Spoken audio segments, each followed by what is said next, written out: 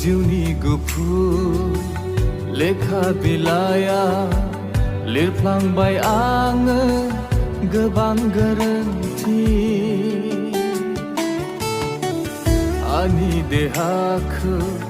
साजायै साजायै जाबाय जिउआसो महर गैयै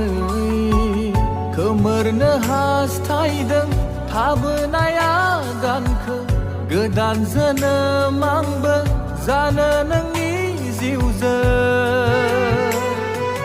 खनसे आरोबाव निमाहा हो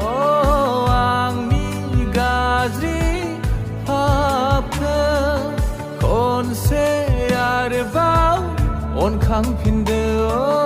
खनसे आरोबाव अनखांफिनदो